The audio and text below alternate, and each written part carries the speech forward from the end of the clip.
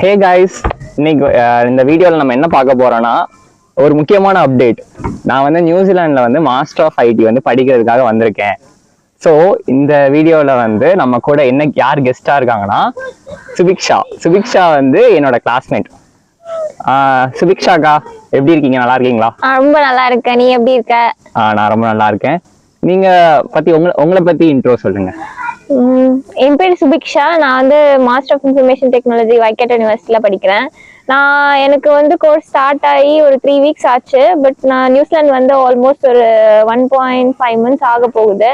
So course எல்லாம் வந்துட்டு ரொம்ப நல்லா இருக்கு. ரொம்ப என்ஜாய் பண்ணி படிச்சுட்டு இருக்கேன்.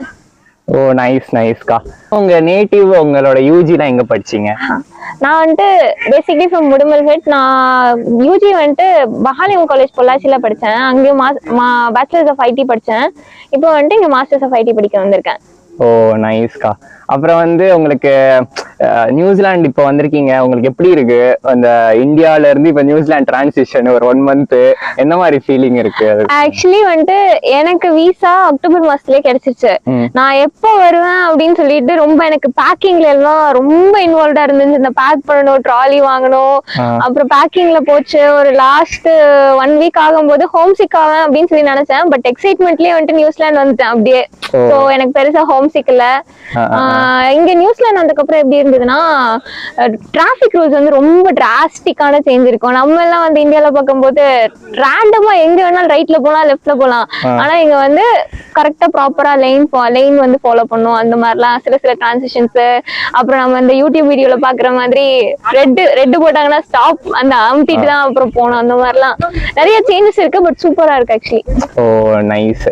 நீங்க வந்து 1 month முன்னாடியே கோர்ஸ் ஸ்டார்ட் பண்றதுக்கு முன்னாடியே வந்துட்டீங்க, கரெக்ட்டா? ஓகே. இப்போ வந்து நெக்ஸ்ட் வந்து என்னன்னா, இந்த அட்மிஷன் எப்படி வந்து உங்களுக்கு கிடைச்சது இந்த யூனிவர்சிட்டியில? ஆக்சுவலி அட்மிஷன் ப்ராசஸ்க்கு வந்து பெரிய இதெல்லாம் கிடையாது. நான் வந்து ஐஎல்ஸ் எழுதுறதுக்கு முன்னாடியே போட்டுட்டேன் காலேஜ்க்கு. நான் இந்த யூனிவர்சிட்டி ஆஃப் வைக்கேட்டோ, அப்புறம் ஆக்லாந்து யூனிவர்சிட்டி ஆஃப் டெக்னாலஜி, கேண்டம்பரி எல்லாத்துக்குமே போட்டேன். எனக்கு எல்லாத்துக்குமே கிடைச்சிச்சு. பட் ஒன்ஸ் வந்து உங்களுக்கு போட்ட உடனே ஒரு 2 weeksல வந்து கண்டிஷனல் ஆஃபர் கொடுப்பாங்க. அந்த கண்டிஷனல் ஆஃபர்ல வந்துட்டு நீங்க ஐஎல்ஸ் வந்து முடிக்கணும். ஐஎல்ஸ் இல்ல பிடி. இங்க வந்து ஐஎல்ஸ் பிடி போத் ரெண்டுமே அக்செப்ட் பண்றாங்க. அதுக்கப்புறம் உங்களோட ஃபண்டிங் ப்ராசஸ் எல்லாம் சார்ட் அவுட் பண்ணும். இதெல்லாம் நீங்க முடிச்சீங்க அப்படின்னா, ஒன்ஸ் ஐஎல்ஸ் முடிச்சிட்டீங்கனாலே வந்துட்டு உங்களுக்கு இன்னொரு கண்டிஷனல் ஆஃபர் கொடுப்பாங்க. அதுல வந்து நீங்க உங்களோட டிகிரி முடிக்கல அப்படின்னா உங்களோட டிகிரி சர்டிபிகேட் கொடுத்து அதுக்கப்புறம் அன்கண்டிஷனல் வாங்கிடலாம். அவ்வளவுதான் அட்மிஷன் ப்ராசஸ் பொறுத்த வரைக்கும். ஓ, இப்போ அட்மிஷனுக்கு வந்து என்னென்ன டாக்குமெண்ட்ஸ் தேவைப்படும்? அதாவது நம்ம என்னெல்லாம் அப்ளை பண்ற மாதிரி இருக்கும்? அதாவது பிடிஇ இல்லைன்னா ஐஎல்ஸ் இங்கிலீஷ் டெஸ்ட்டுக்கு வந்து கொடுக்கணும். அது போக வேற என்ன நீங்க வந்து அப்லோட்? நீங்க இப்பதான் வந்து 3rd yearல இருக்கீங்க, ஃபைனல் இயர்ல இருக்கீங்க அப்படின்னா நீங்க அட்மிஷன் இங்க வந்து படிக்கிறதுக்கு முன்னாடி உங்களோட 12th மார்க் ஷீட், பேச்சுலரோட டிரான்ஸ்கிரிப்ட், டிகிரி இது வேணும். பட் நீங்க முடிச்சிட்டீங்க அப்படின்னா டைரக்டா நீங்க வந்து அந்த டிகிரி மட்டும் கொடுத்துட்டீங்கனாலே போதும். ஓ சரி. இப்போ வந்து இங்கிலீஷ் எக்ஸாம் வந்து ப்ரிப்பேர் பண்ணும். அதுல ஒரு கட் ஆஃப் இருக்கு அட்மிஷனுக்கு, ஒவ்வொரு யூனிவர்சிட்டி வச்சிருப்பாங்க. இப்போ வந்து பிடிஇ நீங்க என்ன எக்ஸாம் எழுதுனீங்க? நான் வந்து ஐஎல்ஸ் எழுதுனேன். எனக்கு வந்து பேசிக்கா 6.5 எடுக்கணும். ஓவராலா ரீடிங், லிஸ்னிங், ரைட்டிங், ஸ்பீக்கிங் எல்லாத்துலயுமே 6.5 இருக்கணும். Plus overall 6.5. ஓ, அதுக்கு நீங்க தனியா ஏதாவது கிளாஸஸ் போனீங்களா? ஆமா, நான் வந்து பிரெப்பிவ் அப்படின்னு சொல்லிட்டு ஒரு கோச்சிங் சென்டர்ல வந்து கிளாஸஸ் அட்டெண்ட் பண்ண ஒரு 1 month. அதுக்கப்புறம் பேசிக்கா என்னோட பிராக்டிஸ்லயும் அவங்க கொடுத்த நோட்ஸ்லயும் நான் வந்து ஐஎல்ஸ் கிராக் பண்ணி உள்ள போயிட்டேன். ஓ நைஸ். இப்போ காலேஜ் ஃபீஸ் எவ்வளவு வருது? இது 1 year கோர்ஸ் தானே உங்களுக்கு? ஆமா, மாஸ்டர்ஸ் ஆஃப் ஐடி பொறுத்த வரைக்கும் உங்களுக்கு வந்து 3 கிரெடிட்ஸ் இருக்கு. 120, 180, 240 இருக்கு. 240 வந்து யார் எடுப்பாங்க அப்படின்னா, கம்ப்ளீட்டா இப்போ வந்து ஒரு இசிஇ பேக்ரவுண்ட்ல இருக்கவங்க வந்து ஐடிக்கு ஸ்விட்ச் பண்ணணும் அப்படின்னா அவங்களுக்கு வந்து ஃபுல்லா இப்போ நம்ம பேச்சுலர்ஸ் மாஸ்டர்ஸ் ரெண்டுத்தையும் சேர்த்து படிச்சா எப்படி இருக்கும், அதுதான் 240 கிரெடிட்ஸ்ல கொடுப்பாங்க. பிளஸ் 180 யாருக்கு கொடுப்பாங்க அப்படின்னா, நம்ம டைரக்டா பேச்சுலர்ஸ் முடிச்சிருக்கோம், அவங்க மாஸ்டர்ஸ் படிக்க போனோம் அப்படின்னா அவங்க வந்து மாஸ்டர்ஸ் கொடுப்பாங்க. அது 180 கிரெடிட்ஸ்குள்ள வரும். 120 கிரெடிட்ஸ் வந்து மேக்ஸிமம் எக்ஸ்பீரியன்ஸ் வச்சிருப்பாங்கல்ல, அவங்களுக்கு வந்து 120 கிரெடிட்ஸ் கொடுத்துருவாங்க. ஏன்னா மோஸ்ட் ஆஃப் த பேப்பர்ல வந்துட்டு எல்லாமே இந்த ப்ரோக்ராமிங் டூல்ஸ் எல்லாமே முடிச்சிருப்பாங்க. ஸோ ப்ராஜெக்ட் மட்டும் பண்ணா போதும். பிளஸ் இன்டர்ன்ஷிப் இருக்கும் உங்களுக்கு. ஓ, அந்த மாதிரி பிரிப்பாங்க உங்களுக்கு. சரி. இப்போ 1 year கோர்ஸ் தான் நீங்க படிக்கிறீங்க. இதுக்கு வந்து உங்களுக்கு ஃபீஸ் எவ்வளவு வருது 1 yearக்கு? எனக்கு வந்து 66,000 நியூசிலாந்து டாலர்ஸ் 1 yearக்கு வருது. இந்தியன் ருப்பில கன்வெர்ட் பண்ணி சொல்லணும்னா 33 lakhs வருது. ஓ இப்போ 120 கிரெடிட்ஸ் படிக்கிறோம் 240 கிரெடிட்ஸ் படிக்கிறோம்னா அதுக்கேத்த மாதிரி ஃபீஸஸ். ஆமா, அதுக்கேத்த மாதிரி ஃபீஸ் வந்து கொடுப்பாங்க. இப்போ 240 கிரெடிட்ஸ் படிக்கிறாங்க அப்படின்னா வந்து அரௌண்ட் ஒரு 2 years படிப்பாங்க. ஸோ அவங்களுக்கு வந்து ஆன் த ஹோல் ஃபுல் ஃபீஸுமே பே பண்ணணும்னு அவசியம் இல்லை. ஃபர்ஸ்ட் இயர் ஃபீஸ் மட்டும் பே பண்ணிட்டு அவங்க வந்து காலேஜ்ல டைரக்டா ஜாயின் பண்ணிக்கலாம். இப்போ வந்து இந்த கோர்ஸ் நீங்க படிக்கிறதுக்கு உங்களுக்கு ஏதாவது ஸ்காலர்ஷிப் கிடைச்சதா? ஆமா, நம்ம வந்து 2 ஸ்காலர்ஷிப் மாஸ்டர்ஸ் படிக்கிறவங்களுக்கு வந்து அப்ளை பண்ணலாம். இந்தியால இருந்து வராங்க அப்படின்னா வந்து வைஸ் சான்சலர் ஸ்காலர்ஷிப் ஃபார் இந்தியான்னு ஒன்று இருக்கும். ஜென்ரலா ஒரு ஸ்காலர்ஷிப் இருக்கும், வைஸ் சான்சலர் ஸ்காலர்ஷிப் அப்படின்னு இருக்கும். நான் வந்து vice chancellor scholarship for India apply பண்ணியிருந்தேன். பேஸ்ட் ஆன் த உனக்கு கிரேடிங் சிஸ்டம் நீ பேச்சுலர்ஸ்ல வாங்கியிருப்பல, அது பொறுத்து உனக்கு ஸ்காலர்ஷிப் கொடுப்பாங்க. எனக்கு வந்து $15,000 வரைக்கும் உனக்கு ஸ்காலர்ஷிப் ப்ரொவைட் பண்ணுவாங்க ஒரு பர்சனுக்கு. எனக்கு $10,000 கிடைச்சது. ஓ நைஸ் நைஸ். அப்போ வந்து உங்களுக்கு 66,000 உங்களோட ஃபீஸ் வந்து நியூசிலாந்து டாலர்ஸ் வந்து 10,000 வந்து கம்மியாகி 56,000 வந்துருக்கு. ஆமா ஆமா. ஓகே. இப்போ வந்து அட்மிஷன் கிடைச்சு கண்டிஷனல் ஆஃபர், அதுக்கு அடுத்து வந்து அந்த இங்கிலீஷ் எக்ஸாம்லாம் நம்ம கிளியர் பண்ணி அது கொடுத்தோம்னா அவங்க ஃபார்மல் அந்த அன்கண்டிஷனல் ஆஃபர் ஒன்று கொடுப்பாங்க. நெக்ஸ்ட் வந்து ப்ராசஸ் வந்து என்ன இருக்கும்? இதுக்கப்புறம் நீங்க லோனுக்கு போகணும். இது சைட் பை சைட் நீங்க அன்கண்டிஷனல் ப்ராசஸ் ஆயிட்டு இருக்கும் போதே லோன் வந்து ஸ்டார்ட் பண்ணிடணும். லோன்ல வந்துட்டு உங்களுக்கு மோஸ்ட்லி வந்து செக்யூர்ட் லோன் தான் வந்து கேக்குறாங்க. அன்செக்யூர்ட் வந்து அக்செப்ட் பண்றது இல்ல. நிறைய பேர் HDFC கிரெடிட்லா மூலியமா வரலாம்னு சொல்லி நினைக்கிறாங்க. பட் நியூசிலாந்துல வந்து HDFC கிரெடிட்லா மூலியமா வர முடியாது. மெயினா செக்யூர்ட் லோன் வச்சு தான் நம்மளால வர முடியும். செக்யூர் லோன்னா நம்ம வீட்டு ப்ராப்பர்ட்டிஸ் இல்லனா FD இந்த மாதிரி ஏதாவது ஒரு இது வச்சாதான் லோன் வந்து வாங்கி தர முடியும். இப்ப செல்ஃப் ஃபினான்சிங்கா எங்ககிட்டயே சேவிங்ஸ் இருக்கு அப்படியும் வரலாம்ல? அப்படியும் வரலாம். இப்போ நீங்க ஃபிக்ஸ்ட் டெபாசிட் மாதிரி காமிக்கிறீங்க அப்படின்னா மினிமம் 6 months ஓல்டு இருக்கணும் ஃபிக்ஸ்ட் டெபாசிட். சேவிங்ஸ்ல இருக்கு அப்படின்னா வந்து 3 months ஓல்டு இருக்கணும். அந்த மாதிரி காமிக்கலாம். பிளஸ் ஃபிக்ஸ்ட் டெபாசிட் இல்லாம உங்களுக்கு வந்து LICயும் காமிக்கலாம். அந்த மாதிரி சோர்ஸ் வச்சு வரணும். அதுக்கு நான் வந்து எப்படி வந்தேன்னா எனக்கு ஷேரும் இருந்தது. அந்த ஷேரையும் வந்து நான் காமிச்சு நான் வந்தேன். அது வந்து இந்த மாதிரி இருக்கு அப்படின்னு காமிச்சு. ஆமா ஆமா. அது வந்து எனக்கு ஒரு 10 years இருந்துச்சு. அண்ட் 10 years வந்து அந்த ஷேர் வந்து ஓல்டு. சோ நான் அது வந்து காமிச்சு அதை நான் லிக்விடா மாத்தி அதுக்கப்புறம் நான் வந்தேன். ஓ சரி சரி. இப்போ நீ நியூசிலாந்து வர்ற அப்படின்னாலே ஒன்னு காஸ்ட் ஆஃப் லிவிங் ஒன்னு இருக்கு, லிவிங் எக்ஸ்பென்ஸ். அந்த 1 year நீங்க ஸ்டே பண்ண போற உன்னோட கோர்ஸ் வந்து 180 கிரெடிட்ஸா இருக்கு. அது 1 year டியூரேஷன் அப்படின்னா நீ அந்த 1 yearக்கான லிவிங் எக்ஸ்பென்ஸ் காமிக்கணும். அது இல்லாம தான் வந்து உனக்கு கோர்ஸ் ஃபீஸ் வரும். 1 year லிவிங் எக்ஸ்பென்ஸ் பாத்தீங்கன்னா உனக்கு 20,000 நியூசிலாந்து டாலர்ஸ். ஓ இந்தியா மதிப்புல வந்து அரௌண்ட் ஒரு 10,40,000 அந்த மாதிரி வரும். நான் வரும்போது கன்வர்ஷன் ரேட் வந்து 50 rupees இருந்தது. ஸோ 10,40,000. இப்போ வந்துட்டு கன்வர்ஷன் ரேட் பிட் லோவரா இருக்கிறதுனால 49 அந்த மாதிரி வரனால 10 lakhs அரௌண்ட் வரும். ஒரு அப்ராக்சிமேட்டா ஒரு காஸ்ட்னு வச்சுக்கேன். ஓ அப்போ வந்து நமக்கு வந்து டோட்டலா வந்து கோர்ஸ் வந்து அதுக்கு ஒரு 30 lakhs கிட்ட வந்து நமக்கு ஃபீஸ் பே பண்ண வேண்டியது இருக்கும். அது போக 10 lakhs வந்து நம்ம இருக்கணும். ஆமா. அது லோன்லயும் வச்சுக்கலாம், லோனாவும் வாங்கலாம் பேங்க்ல, இல்லைன்னா வந்து நம்ம சேவிங்ஸ் கூட காமிச்சிக்கலாம். ஆமா. ஓ ஓகே. இப்போ வந்து நம்ம லோனும் வாங்கிட்டோம், ஃபண்டும் ரெடியா இருக்கு, நமக்கு வந்து யூனிவர்சிட்டியில இருந்து அன்கண்டிஷனல் ஆஃபர் லெட்டரும் வந்துருச்சு. நெக்ஸ்ட் வந்து என்ன பண்ணுவோம்? விசாக்கு போகணும். விசால வந்து நம்மளுக்கு மெயினான 3 டாக்குமெண்ட் ஒன்று இருக்கு. ஃபர்ஸ்ட் வந்து நம்ம யூனிவர்சிட்டியோட ஆஃபர் லெட்டர், அப்புறம் ஸ்காலர்ஷிப் வச்சிருந்தீங்க அப்படின்னா ஸ்காலர்ஷிப், அதுக்கப்புறம் உங்களோட சோர்ஸ் ஆஃப் ஃபண்ட்ஸ். நீங்க வந்து எய்தர் லோன் எடுத்திருப்பீங்க அதோட ப்ரூஃப், இல்ல செல்ஃப் ஃபண்டிங்கா இருந்துச்சு அப்படின்னா எப்படி அந்த அமௌண்ட் வந்து வந்திருக்கு அப்படிங்கிறது ஒரு மெயினான கண்டிஷனா இருக்கும். நியூசிலாந்து பொறுத்த வரைக்கும் உங்களுக்கு எல்லாமே வந்துட்டு ஒயிட் மணில இருந்து வந்ததா தான் இருக்கணும். எல்லாத்துக்குமே பேக்ரவுண்ட் சோர்ஸ் இருக்கணும், அப்படித்தான் வர முடியும். ஸோ ஒன்ஸ் விசா நீங்க லான்ச் பண்ணதுக்கு அப்புறம் உங்களுக்கு வந்து AIP அப்படின்னு சொல்லிட்டு வரும், அப்ரூவ்ட் இன் பிரின்சிபல் அப்படின்னு சொல்லிட்டு ஒரு லெட்டர். அப்ரூவ்ட் இன் பிரின்சிபல் என்ன வரும்னா விசா ஆஃபீஸர் வந்துட்டு உனக்கு ஒரு கண்டிஷன் வைப்பாங்க. இது வந்து இர்ரெஸ்பெக்டிவ் ஆஃப் உனக்கு செல்ஃப் ஃபண்டிங்கா இருந்துச்சுனாலும் சரி, லோனா இருந்துச்சுனாலும் சரி, இந்த ப்ராபபிலிட்டி உன்னால வந்து சொல்ல முடியாது. செல்ஃப் ஃபண்டிங்கா இருக்கவங்களுக்கும் வந்து உனக்கு FTS கேட்பாங்க. FTSனா ஃபண்ட் ட்ரான்ஸ்ஃபர் ஸ்கீம் அப்படின்னு சொல்லிட்டு அர்த்தம். லிவிங் எக்ஸ்பென்ஸை வந்து நம்ம நியூசிலாந்து வர்றதுக்கு முன்னாடியே ஒரு அக்கௌண்ட் ஓபன் பண்ணி அதுக்கு டிரான்ஸ்ஃபர் பண்ணி விட்டுறணும். அது வந்து பிளாக் அக்கௌண்ட்குள்ள இருக்கும். எனக்கு வந்து எப்படின்னா நான் செல்ஃப் ஃபண்டிங்ல தான் வந்தேன், பட் ஆனா எனக்கு FTS கேட்கல. பட் என் ஃப்ரெண்ட்ஸ்க்கெல்லாம் வந்துட்டு செல்ஃப் ஃபண்டிங்ல தான் வந்தாங்க, அவங்களுக்கு FTS கேட்டிருக்காங்க. பிளஸ் வந்து அவங்க எக்ஸ்ட்ரா இப்போ விசா பொறுத்த வரைக்கும் இப்போ 30 லட்சம் உனக்கு ஃபீஸ், 10 லட்சம் உனக்கு லிவிங் எக்ஸ்பென்ஸ்னா 40 லட்சம் மட்டும் எக்ஸ்ட்ரா எக்ஸாக்டா காமிக்க கூடாது. ஒரு 2 லட்சம் இல்ல 3 லட்சம் எக்ஸ்ட்ராவா காமிக்கணும். அந்த மாதிரி உனக்கு அமௌண்ட் ஜாஸ்தியா காமிச்சுமே சிலருக்கு வந்து செல்ஃப் ஃபண்டிங்ல FTS கேட்டிருக்காங்க. லோன்லயுமே வந்துட்டு உனக்கு FTS இவங்களுக்கு கேட்பாங்க கேட்க மாட்டாங்க அப்படின்னு சொல்லி ப்ராபபிலிட்டி சொல்ல முடியாது. அது வந்து சிலருக்கு கிடைக்கும், சிலருக்கு கிடைக்காமையும் போகலாம். அந்த மாதிரி ப்ராபபிலிட்டி தான். இப்போ வந்து அந்த ஏஐபி வந்து வரும் விசா அப்ளை பண்ணதுக்கு அப்புறம் அந்த ஏஐபில வந்து கண்டிஷன் வந்து என்னெல்லாம் போட்டிருக்கோம் இந்த எஃப்டிஎஸ் நான் எஃப்டிஎஸ்? ஃபர்ஸ்ட் வந்து மெயின் கண்டிஷன் உனக்கு யூனிவர்சிட்டி ஃபீஸ் பே பண்ணிடணும். யூனிவர்சிட்டி ஃபீஸ் பே பண்ணதுக்கு அப்புறம் உனக்கு எஃப்டிஎஸ் கேட்டிருந்தாங்கன்னா நீ எஃப்டிஎஸ் பே பண்ணுவ, இல்லனா இல்ல. ஓ அவ்வளவுதான். அப்புறம் வந்து ஃபீஸ் கட்டினதுக்கு அப்புறம் ஃபீஸோட ரிசிப்ட வந்து நம்ம திரும்ப வந்து இமிகிரேஷனுக்கு வந்துட்டு கொடுப்போம். அவங்க வந்துட்டு எல்லாமே கரெக்டா இருக்கு அப்படின்னா நம்மளுக்கு வந்துட்டு விசா கொடுத்துருவாங்க. விசா கொடுத்துருவாங்க. நமக்கு விசா அப்ளை பண்றதுக்கு எவ்வளவு ஃபீஸ் வந்து தேவைப்படும்? 42,000 rupees ஆகும். நியூசிலாந்து இதுல வந்துட்டு $430 ஆகும். ஓகே அக்கா, இப்போ வந்து அட்மிஷன் ப்ராசஸ்லாம் நம்மளே பண்ணணுமா, இல்லனா வந்து அதுக்கு ஏதாவது தனியா யாராவது ஆளுங்க இருக்காங்களா? உனக்கு வந்து நாலேஜ் இருந்துச்சு, ஃபுல்லா நீ அதை பத்தி தெரிஞ்சிருக்க அப்படின்னா நீயே பண்ணலாம். பட் ஆனா பெட்டர் வந்துட்டு ஒரு கன்சல்டன்சியோட ஹெல்ப் எடுத்துக்கிட்டேன்னா நல்லா இருக்கும். ஏன்னா அவங்க வந்து அந்த கண்ட்ரி பத்தி சொல்லுவாங்க, உனக்கு தெரியாத இன்ஃபர்மேஷன் ப்ரொவைட் பண்ணுவாங்க. அட்மிஷன் ப்ராசஸ்ல இருந்து லோன் ப்ராசஸ் வரைக்கும் எல்லாமே கைட் பண்ணுவாங்க. விசா எடுத்து கொடுக்கலையுமே மேஜர் ரோல் அவங்களுக்கு இருக்கும். ஏன்னா ஒரு நல்ல கன்சல்டன்சி கிட்ட போனேன்னா நீ நியூசிலாண்டோட இமிகிரேஷன் வெப்சைட்லயே பாத்தீங்கனாலே நீ அந்த லிஸ்ட் ஆஃப் கன்சல்டன்சி வந்து எவ்வளவு % சக்சஸ் ரேட் கொடுத்திருக்காங்க அப்படிங்கிறது தெரியும். சோ அதை பேஸ் பண்ணி நீ சூஸ் பண்ணிக்கலாம் இந்த கன்சல்டன்சி போகணும் அப்படின்னு சொல்லிட்டு. ஓ கன்சல்டன்சிஸ்க்கு ஏதாவது நம்ம பே பண்ண வேண்டியது? எதுவும் தேவையில்லை. இப்போ வந்து விசா வந்துருச்சுன்னு வச்சுக்கோங்க, அதுக்கப்புறம் ஃபிளைட் டிக்கெட் தான் நம்ம புக் பண்ணணுமா, இல்லைன்னா நடுவில் வேற ஏதாவது அரேஞ்ச்மெண்ட்ஸ், இப்போ இங்க வந்து ஏதாவது ஸ்டே பண்றதுக்கு இல்லைன்னா நம்ம வேற ஏதாவது அதை தாண்டி ஏதாவது அரேஞ்ச்மெண்ட்ஸ் நம்ம பண்ண வேண்டியது இருக்கா? ஃபர்ஸ்ட் எடுத்ததுமே வந்துட்டு விசா கிடைச்சதும் நம்ம ஃபிளைட் டிக்கெட் புக் பண்ணிடணும். ஏன்னா வந்து இப்போ நீ நான் வந்து ஃபெப்இன்டேக் வந்தேன். எனக்கு 3 months முன்னாடியே லக்கிலி விசா கிடைச்சிருச்சு. ஸோ நான் சைட் பை சைடு வந்துட்டு ஃபிளைட் டிக்கெட் புக் பண்ணிட்டு எனக்கு மச் சீப்பரா கிடைச்சது.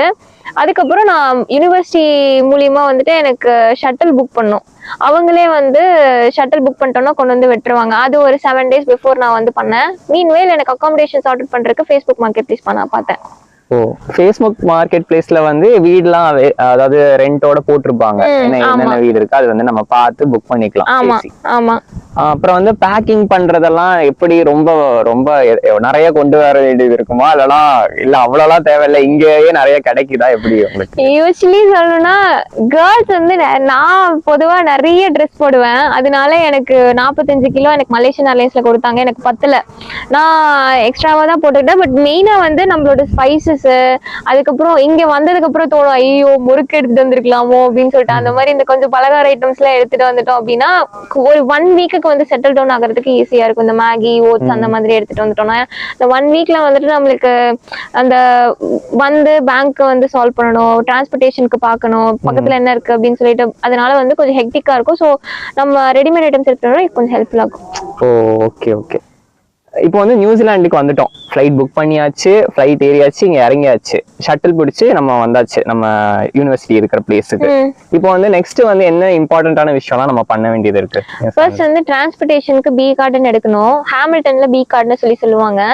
அதுக்கப்புறம் நம்ம ஐஆர்டி நம்பர், நம்ம ஊர்ல வந்து பேன் கார்டு மாதிரி இங்க ஐஆர்டி நம்பர்னு சொல்லிட்டு இன்கேஸ் நீங்க பார்ட் டைம் போறீங்க அப்படின்னா அந்த நம்பர் மூலியமா தான் உங்களுக்கு டாக்ஸ் டிடெக்ட் பண்ணி உங்களுக்கு வந்து அமௌண்ட் கிரெடிட் பண்ணுவாங்க. அடுத்து வந்து bank account, bank account open பண்ணணும். என்ன கரெக்ட். இப்போ வந்து இங்க பார்ட் டைம் ஜாப்லாம் எப்படி இருக்கு? பார்ட் டைம்னா நம்ம படிச்சுட்டு இருக்கும்போது நமக்கு வந்து பிரேக் நடுவுல வந்து டைம் இருக்கும்போது வேலை பார்க்கலாம், அதானே பார்ட் டைம். இங்க வந்து அங்க எப்படி கிடைக்குதா, எப்படி இருக்கு? ஸ்டூடெண்ட் விசால வந்து உனக்கு 20 hours per week வந்து ஒர்க் பண்ணலாம். நீ வந்து தேடிட்டே இருக்கணும். சிலர் வந்துட்டு வாலண்டியரிங், நான்லாம் வாலண்டியரிங் அப்ளை பண்ணி எனக்கு வாலண்டியரிங் கிடைச்சு நான் வாலண்டியரிங் போனேன் அப்படின்னா அந்த எண்ட் ஆஃப் 3rd month வந்து எனக்கு வந்து ரெஃபரல் கொடுப்பாங்க. அது பேஸ் பண்ணி நான் வந்து பார்ட் டைம் ஜாப் எடுத்துக்கலாம். ஏன்னா இங்க வந்து மோஸ்ட்லி ரெஃபரல் மூலியமா தான் ஒரு ஜாப் வந்து எடுக்க முடியுது. ஸோ வாலண்டியரிங் ஹெல்ப்ஃபுல்லா இருக்கும். பார்ட் டைம் ஜாப்ஸ் வந்து நீ அப்ளை பண்ணி நீ வந்து நெட்வொர்க்கிங் மூலியமா வந்து கனெக்ஷன் மேக் பண்ணி எடுக்கிறது வந்து ஆப்வியஸா கிடைக்கும். ரேதர் தென் இந்த சீக்ல ட்ரெயின் மீல் எல்லாம் கொஞ்சம் கஷ்டம் தான். ஆனா கிடைக்காதுன்னு இல்ல, கிடைக்குது. இப்போ நம்ம கடையா போய் ரெஸ்யூம் கொடுத்து, ஆமா ரெஸ்யூம் வந்து ஹேண்ட் அவுட் பண்ணணும். நம்ம அப்ளை பண்ண ஆன்லைன்ல அப்ளை பண்றதோட விடக்கூடாது. ரெஸ்யூம் போய் ஹேண்ட் அவுட் பண்ணோம்னா ப்ராபபிலிட்டி ஜாஸ்தி நம்மளுக்கு கிடைக்கிறது. ஆமா முதல்ல எல்லாம் 2 months ஃப்ரீக்வன்சில தான் வந்து கிடைச்சிட்டு இருக்குன்னு சொல்லிட்டு இருந்தாங்க. பட் ஆனா இந்த இன்டேக்ல இப்போ வந்து நான் வந்து 1 month ஆச்சு. என் ஃப்ரெண்ட்ஸ் எல்லாம் நிறைய பேர் பார்ட் டைம் எடுத்திருக்காங்க. Okay okay. இப்போ வந்து பார்ட் டைம் கிடைச்சு எவ்வளவு அவங்க பே பண்ணுவாங்க? ஏதாவது மினிமம் ஏதாவது பே பண்றது மாதிரி இருக்கா? ஆமா, உனக்கு வந்து ஸ்டூடெண்ட் விசால இருக்கறனால 23.15 பெர் ஹாருக்கு வந்து பே பண்ணுவாங்க. அரௌண்ட் ஒரு வீக்ல உனக்கு டாக்ஸ் எல்லாம் போக ஒரு $400 வந்து உனக்கு கிடைக்கும் ஒரு வீக்குக்கு. இங்க எல்லாமே வீக்லி பேசிஸ் தானே நம்ம வந்து ரெண்ட் கட்டுறது, அப்புறம் வந்து salary கிரெடிட் ஆகிறது, இங்க எல்லாமே வீக்லி இருக்கிறது. உங்களுக்கு எப்படி வாரம் ரெண்ட் கட்டணும், அது வந்து எப்படி உங்களுக்கு இருக்கு? எப்படி இருக்குன்னா டக்குன்னு போயிடும், அதுக்குள்ள போயிடுச்சா அப்படிங்கிற மாதிரி. எனக்கு கோர்ஸ் ஒர்க்கும் கொஞ்சம் ஹெவி லோடு, அதனால அதுக்குள்ள போயிடுச்சா அப்படிங்கிற மாதிரி இருக்கும். அப்படி இருக்கும்.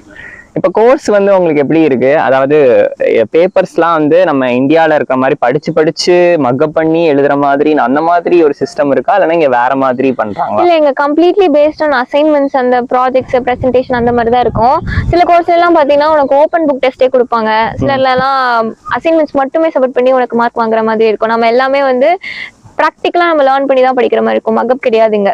மக்கப் கிடையாது. எக்ஸாம்ஸ் இருக்குமா ஃபைனலா? உனக்கு லேப் காம்பனன்ட்க்கு மட்டும் எக்ஸாம் இருக்கும், மித்தபடி மோஸ்ட்லி அசைன்மெண்ட்ஸ் அந்த மாதிரி தான் இருக்கும். அசைன்மெண்ட்ஸ் தான் இருக்கும். இங்க டீச்சிங்லாம் எப்படி அவங்க வந்து இருக்கும்? லைக் பிபிடி போட்டு காமிப்பாங்களா, இல்லைன்னா அப்படியே ஹேண்ட்ஸ் ஆன் ஏதாவது பண்ற மாதிரி இருக்குமா? இந்த மாதிரி நம்ம இந்தியா மாதிரி தான் பிபிடி போட்டு சொல்லி தருவாங்க, பட் எலாபரேட்டிவா இருக்கும்னு வச்சுக்கேன்.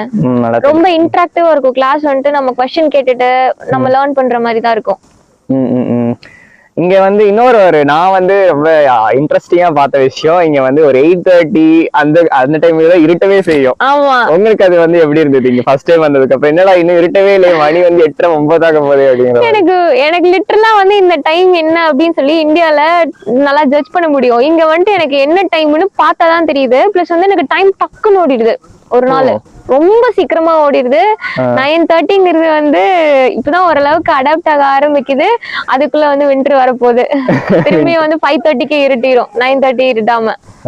இப்பவே வந்து ஒரு 7 o'clock இருக்கும்னு நினைக்கிறேன். இருக்கும். ஆமா, ஆனா இன்னும் பாருங்க எப்படி வெயில் அடிக்குது பாருங்க, அடிச்சுக்கிட்டு இருக்கு. அப்புறம் வந்து குக்கிங்லாம் நம்மளே தான் பண்ணிக்கணுமா? இந்தியா மாதிரி அதுக்குன்னு ஆளா இருக்க மாட்டாங்க. அதுக்கெல்லாம் ஆள் இருக்க மாட்டாங்க. சில அகாமடேஷன்ல வந்துட்டு அவங்களே ப்ரொவைட் பண்ணுவாங்க ஃபுட்ஸ். நீ வேணா எக்ஸ்ட்ராவா பே பண்ணிக்கலாம், அப்படி இல்லைன்னா நம்மளே ஓன் குக்கிங் கூட பண்ணிக்கலாம். வீக்லி ரெண்ட் எவ்வளவு வருது உங்களுக்கு? எனக்கு வந்து அரௌண்ட் $175 வருது. $175. அப்போ வந்து இந்தியா மதிப்புக்கு 175னா ஒரு 8,000 சம்திங் வரும். 8,000 சம்திங். அப்போ ஒரு மந்த்துக்கு வந்து ஒரு 35,000 அந்த மாதிரி. இப்போ வந்து ஐடி வந்து நீங்க சூஸ் பண்ணிருக்கீங்க மாஸ்டர் டிகிரிக்கு. இப்போ வந்து ஐடி ஏன் சூஸ் பண்ணீங்க? அது ஏதாவது இங்க நல்ல ஸ்கோப் இருக்கா ஐடிக்கு?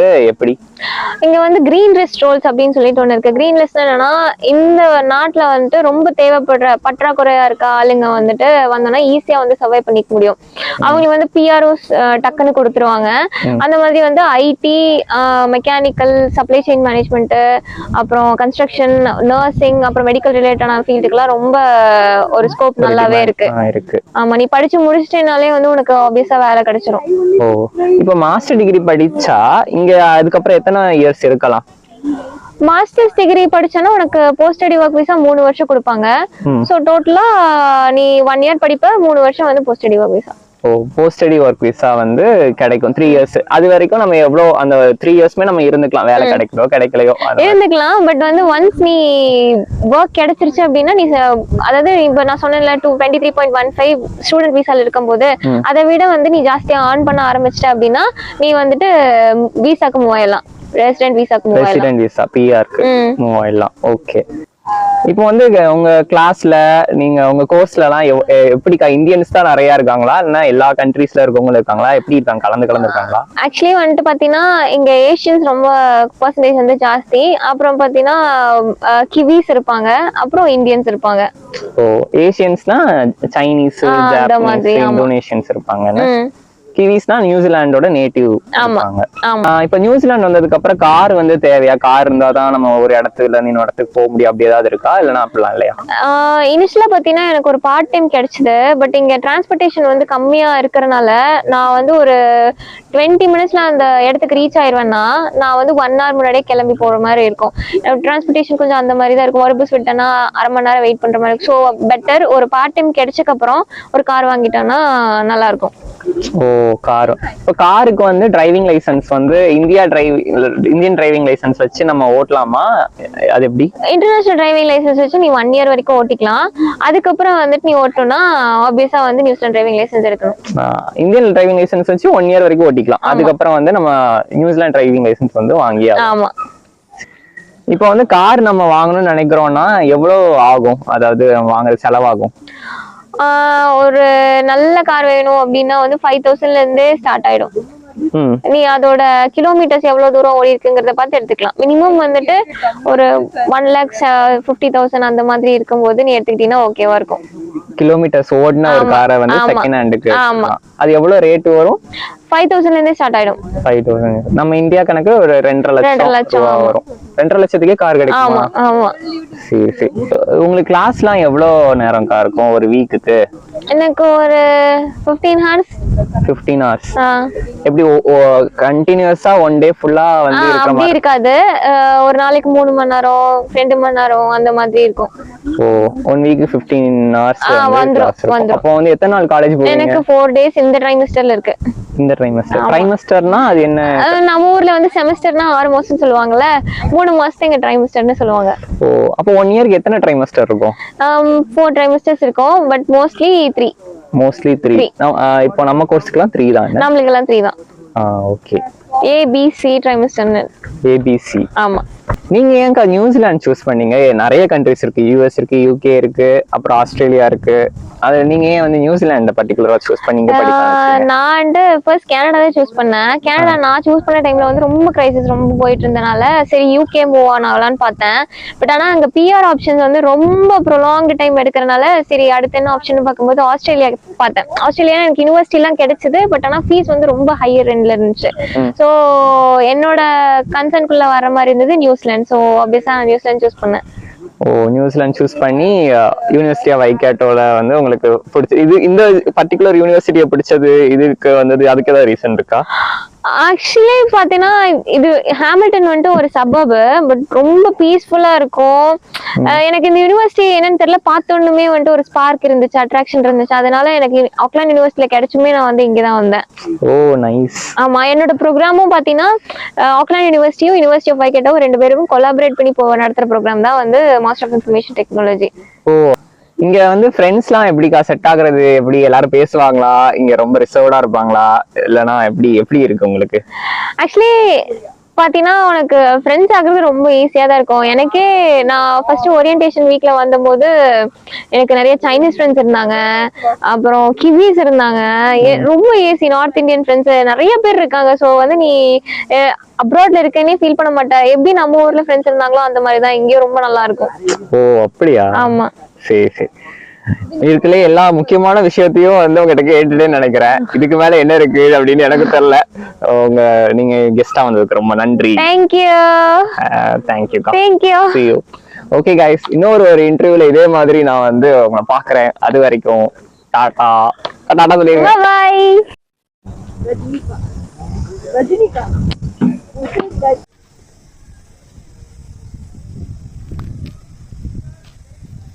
Rahul, say hi.